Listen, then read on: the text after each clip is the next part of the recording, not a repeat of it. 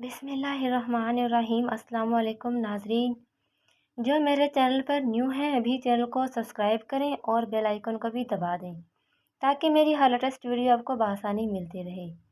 بیٹا کچھ پیسے اپنے لیے بھی رکھ لیا کر، ساری تنخواہ مجھے لا کر دے دیتا ہے، ماں اپنے بیٹے سے کہہ رہی تھی۔ ماں کی طرف محبت سے دیکھتے ہوئے عاقب کہنے لگا، ماں میرا خرچ ہی کیا ہے جو پیسے رکھو، آپ سنبھال کر رکھیں، آخر کل کو بہن کی شادی بھی تو کرنی ہے اور چھوٹے بھائی کا بھی کچھ سوچنا ہے، آپ پیسے سوچ سمجھ کر خرچ کرتی ہیں، اس لیے آپ ہی پیسوں کو محفوظ رکھ سکتی ہیں۔ ماں نے بیٹے کی طرف دیکھا اور مسکراتے ہوئے کہنے لگی، اللہ پاک ایسا بیٹا ہر کسی کو دے۔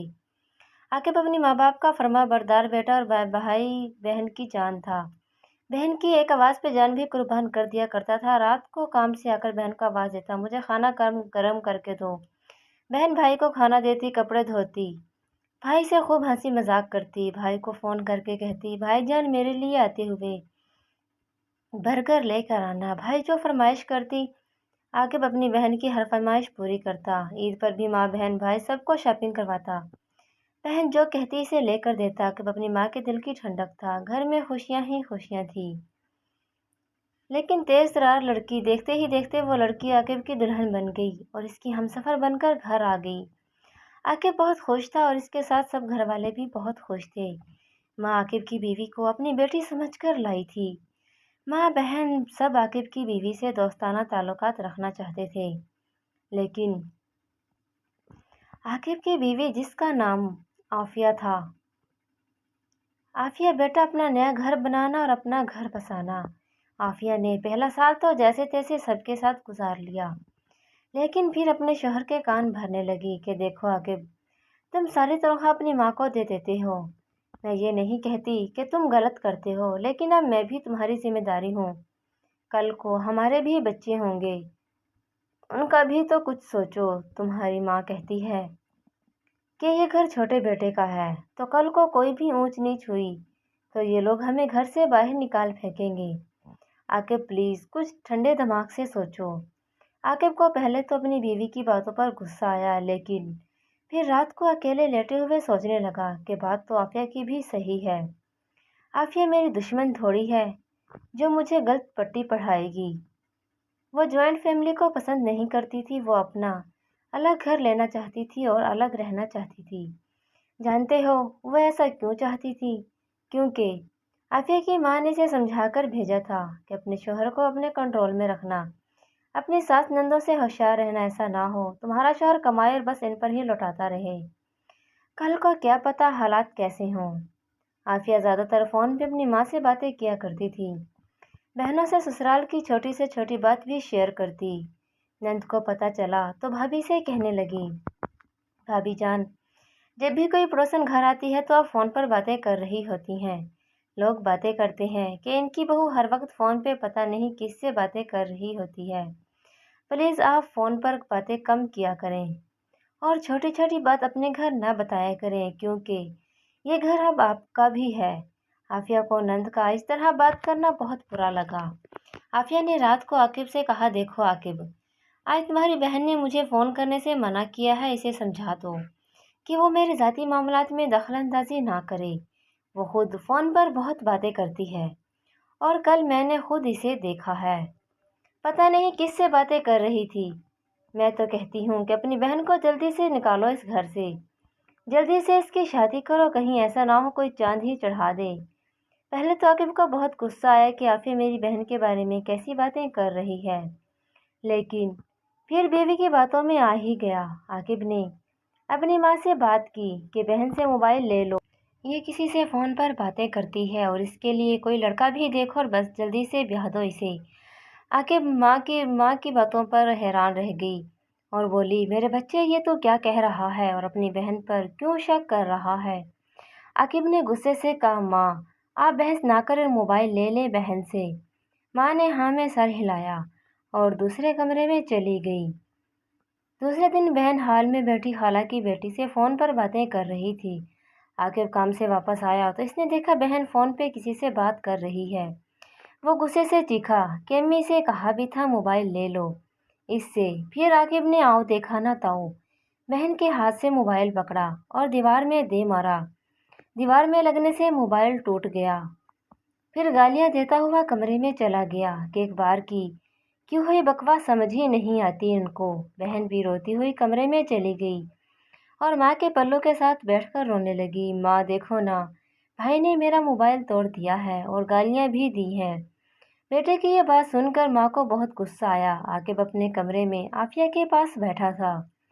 आफिया बता रही थी, देखो आकिब, ये मोबाइल मैंने अपनी छोटी बहन के लिया है, कैसा है? पूरे 20,000 का है। आकिब मुस्कुराते हुए कहने लगा, बहुत प्यारा मोबाइल है। आफिया भी मुस्कुराते हुए आकिब के सीने से लग गई और बोली, मेरा शोहर, मेरा प्यारा शोहर।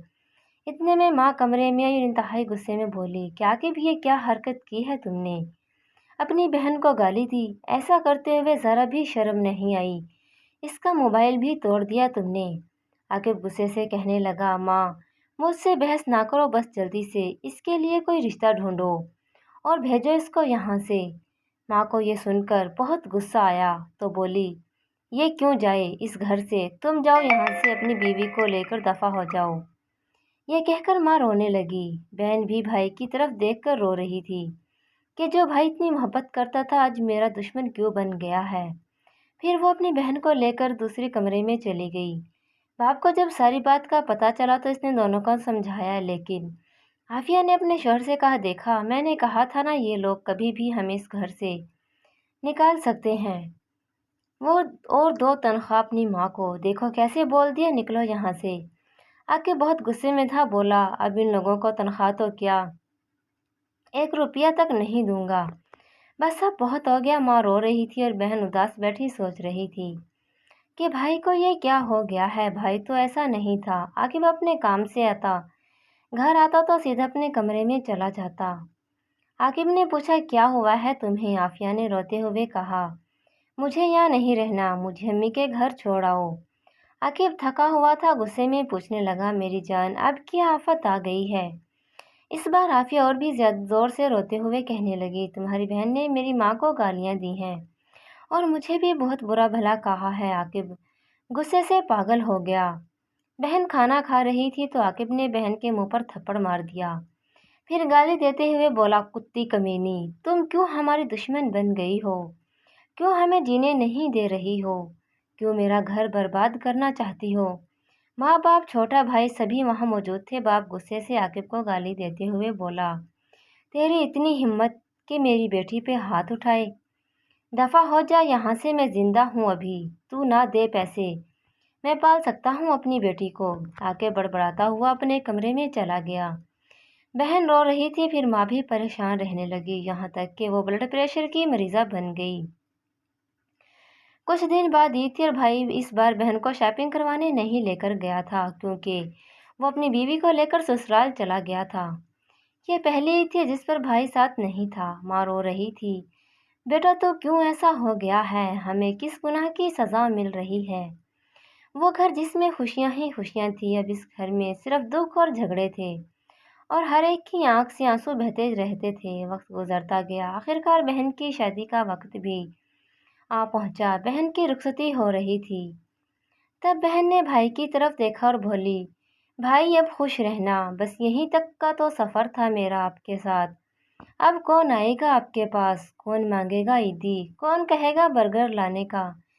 भाई आपकी बहन ने आपसे एक मोहब्बत ही तो मांगी थी, अब खुदा जाने मेरे साथ क्या होने वाला है, पता नहीं मेरे नसीब कैसे होंगे। भाई बहनों के साथ ऐसा नहीं करते।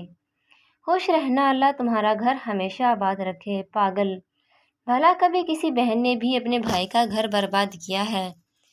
माँ का बहुत ख्याल रखना, यही चाहते थे ना कि आप मैं यहाँ से चली जाऊँ, तो लो आज मैं आपका घर छोड़कर चली हूँ।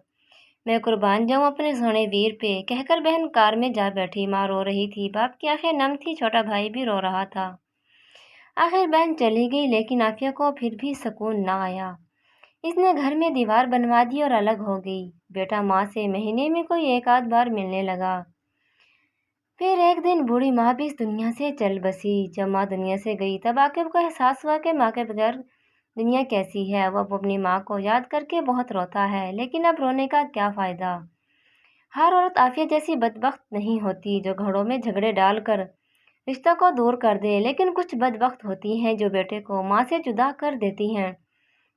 اور ہنستے ہوئے گھروں کو آگ لگا دیتی ہیں۔ میں تو بس اتنا کہوں گی، اے لڑکیوں، آپ کو وہ مل کر رہے گا جو آپ کے نصیب میں ہے۔ پھر اپنے لالچ میں، اپنی انا میں کبھی کسی ماں سے اس کا بیٹا جدا نہ کرنا، کبھی کسی بہن سے اس کا بھائی دور نہ کرنا۔ یاد رکھنا، ماں تم بھی بنو گی، بہن تم بھی ہو کسی بھائی کی، بیٹے تمہارے بھی ہوں گے، اور ایک دن بہو تمہارے گھر میں بھی آئے گی۔ پھر انجام آپ کا بھی کچھ ایسا ہی ہوگا۔ خدارا اس حقیقت کو سمجھ جاؤ اور واپس راہ راست پر لوٹ آؤ۔ دعا ہے اللہ پاک سب کے گھروں میں ہمیشہ خوشیاں بکھیرے، آمین۔ اگر آپ لوگوں کو میری ویڈیو پسند آئی ہو تو ناظرین پلیز مجھے کمنٹس میں ضرور بتائیں، اور اپنے دوستوں کو شیئر کریں اور ویڈیو کو لائک بھی کریں۔ تھینک یو، اللہ حافظ۔